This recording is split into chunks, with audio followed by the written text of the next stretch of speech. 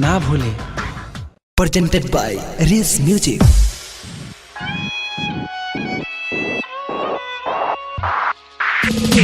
Recording by race music studio चकिया।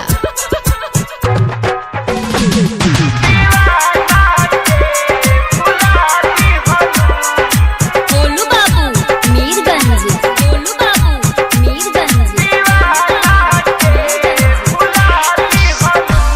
भुलाती हलू रुलाती हलू दीवाना के, भुलाती हलू दीवाना के, भुलाती हलू, भुलाती हलू रुलाती हलू दीवाना के, झुलाती हलू। तू तरसरी से फसरिला जाती हलू, चाचिया तेजी मुआती हलू, मोहब्बत में दगा दी हलू।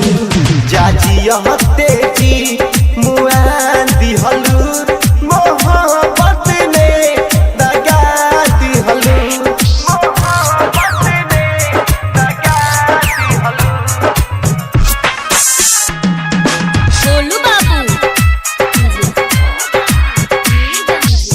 वारित कैलू मार गिरैलू जिंदा परिंदा के जान से, जिंदा परिंदा के जान से। दिल में किल बनी धस गैलू, छोड़लू तीरे कमान से, कमान से। न कहाटी से न माटी से मिलल बादल ई साथी से, बिना कोहलो सीना से भगाती हलू। जाजियो तेजी मुआती हलू, मोहब्बत में दगाती हलू। जाजियो तेजी मुआती हलू, मोहब्बत में दगाती हलू, मोहब्बत में दगाती हलू।